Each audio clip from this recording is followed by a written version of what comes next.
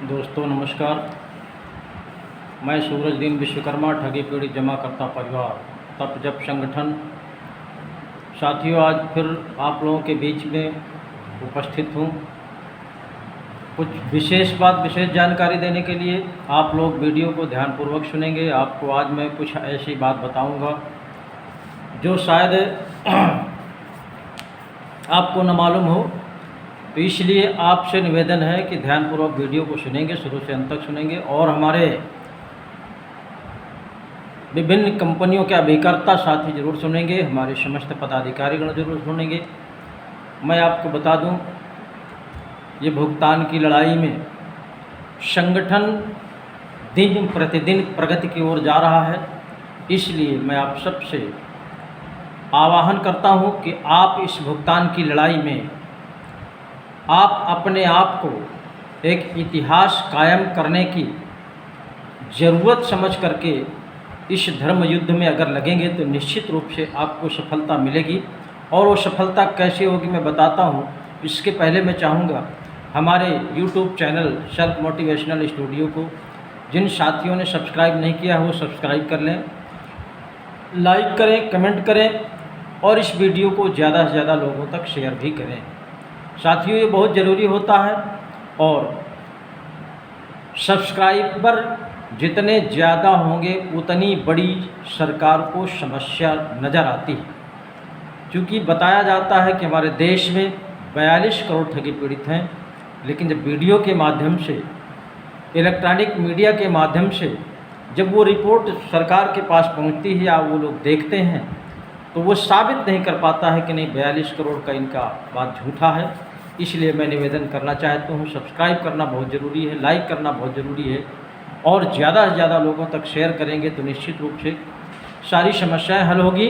और जैसे आप हैं उसी तरह देश के विभिन्न ज़िलों में, विभिन्न गाँव में हर व्यक्ति पीड़ित है लगभग, तो ये जानकारी उन तक भी पहुँचे, उनकी भी पीड़ा समाप्त हो।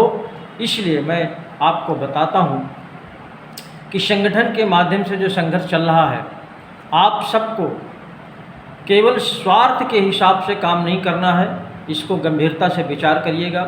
हमारे जो संगठन के राष्ट्रीय संयोजक आदरणीय मदन लाल आज़ाद जी हैं, उनका एक सपना है, सबसे बड़ा सपना जो कोई आज तक उसकी चर्चा तक नहीं किया है। सोचना तो एक अलग विषय है, जब सोच ही नहीं पाएंगे तो आगे क्या करेंगे। तो मैं उनको बता दूं कि उन्होंने जो ये ठग मुक्त बेईमान रहित राष्ट्र का निर्माण करने की बात रखी है, साथियों ये एक बहुत ही ऐतिहासिक काम है और वो सब बहुत संभव है, आप लोगों के माध्यम से संभव है। उसको जब थोड़ा सा अपने आप में उतारेंगे कि नहीं, ये देश के लिए, राष्ट्र के लिए, हमारे भविष्य के लिए, हमारे आने वाली पीढ़ी के लिए ये बहुत ज़रूरी है, तो निश्चित रूप से आप अपना लालच छोड़ करके, और तमाम साथी जो पदों को लेकर के परेशान हैं उनसे मैं निवेदन करना चाहता हूं, पद से कुछ नहीं होता साथियों। सबसे पहले हमारी करनी अगर अच्छी है तो पद पीछे पीछे टहलता है। तो इसलिए मैं आप सबसे एक निवेदन करना चाहता हूं, आप लोग केवल टारगेट मात्र भुगतान को करिए कि ये संगठन पहला उद्देश्य जो बना करके चला है, आप सबका भुगतान कराने के लिए चला है। मेन टारगेट वहाँ पर आप लोग करिए, मेन निशाना भुगतान पर लगाइए और संगठन का क्या संकल्प है, संगठन का क्या योजना है, संगठन क्या करने जा रहा है, उस पर नज़र रखते हुए संगठन के साथ आप लोग संघर्ष में लग जाइए। अब वो दिन दूर नहीं है।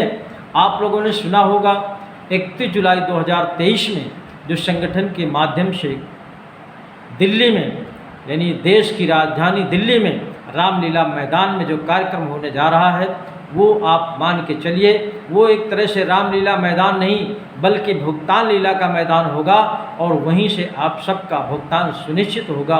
क्योंकि ऐसी रणनीति बनाई गई है संगठन के माध्यम से कि वो कार्यक्रम जो होगा 31 जुलाई 2023 का, वो निश्चित रूप से सरकार को झुकाने का होगा, सरकार को विवश करने का होगा, वो भी सरकार के बनाए हुए कानून के माध्यम से होगा, विधि सम्मत तरीके से होगा। हमारा जो भी कार्यक्रम है कोई इस तरह का अनर्गल कार्यक्रम नहीं है।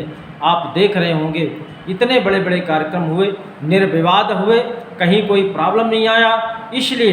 इसीलिए ये संगठन सत्याग्रह शब्द का जो उपयोग किया है, वास्तव में जो सत्याग्रह शब्द है उसका जितना जिस तरह का अर्थ है उसी तरह का उसी लाइन से सारे कार्यक्रम हमारे हो रहे हैं। अगर किसी साथी को अब भी भ्रम हो कि हमारा भुगतान नहीं होगा, तो मैं समझता हूँ वो उसकी अंतरात्मा ही मर चुकी है। निश्चित रूप से इसको आप किनारे करते हुए आप अपनी अंतरात्मा को जागृत करिए और संगठन के माध्यम से संघर्ष में आइए।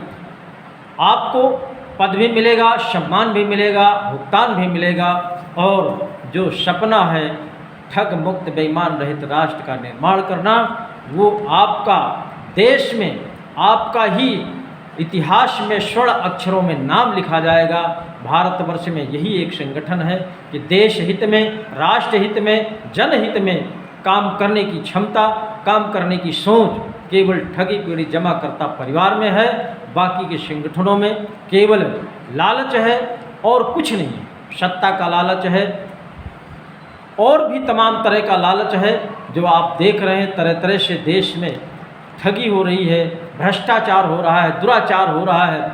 इन सब से उठ करके हमको संगठन के माध्यम से इतिहास रचना है। और साथियों, आप देख रहे हैं हमारे विभिन्न कंपनी के कार्यकर्ता साथी, इनको निवेशकों की तरफ से प्रताड़ित किया जाता है। मैंने निवेदन भी किया था निवेशकों से कि आप लोगों का भुगतान कहाँ है, वहाँ पर आपको नज़र लगानी है।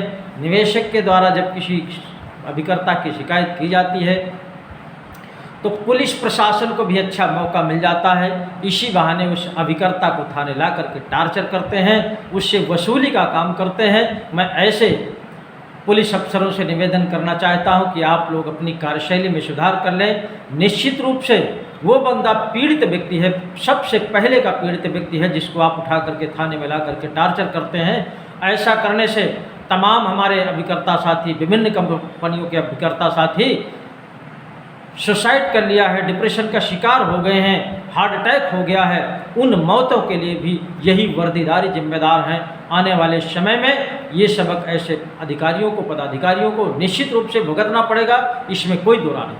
इसलिए मैं निवेदन करता हूँ आप लोग अपनी अपनी कार्यशैली में सुधार कर लें, अन्यथा की स्थिति में जिस दिन चिंगारी उठेगी आपको किस तरह काम करना है वो सिखा दिया जाएगा संगठन के माध्यम से, देश की जनता के माध्यम से। आप लोग अपनी अपनी कार्यशैली को सुधार करते हुए उस पीड़ित व्यक्ति की भी बात सुनिए कि उसकी क्या व्यथा है। आपको पता है प्रधानमंत्री से बड़ा कोई देश में होता है? प्रधानमंत्री का आज भी वीडियो वायरल हो रहा है। उन्होंने अपने मुखार बिंदु से कहा था मैंने 3 लाख कंपनियों को बंद कर दिया है, देश में कोई बंदा एक चूं से मुंह नहीं किया है। क्या आपको ये नहीं पता है कि अगर प्रधानमंत्री ने बंद कर दिया है तो क्या एक एजेंट की जिम्मेदारी बनती है?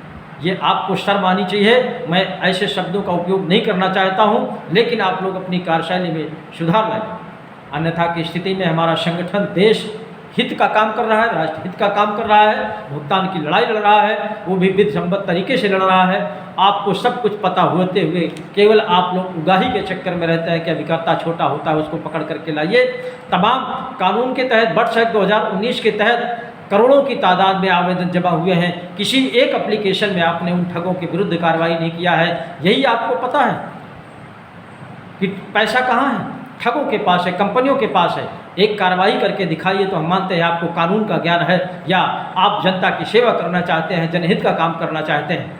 इसलिए मैं आपको बता दूं, संगठन हमारा संगठित हो रहा पूरे देश में, और कानून के तहत 42 करोड़ ठगी पीड़ितों का भुगतान करा करके रहेगा, कोई भी नहीं रोक पाएगा। इसलिए इस सरकार को 31 जुलाई 2023 में दिल्ली से, देश की राजधानी दिल्ली से ये बता दिया जाएगा कि आपको भुगतान इस कानून के तहत करना ही पड़ेगा।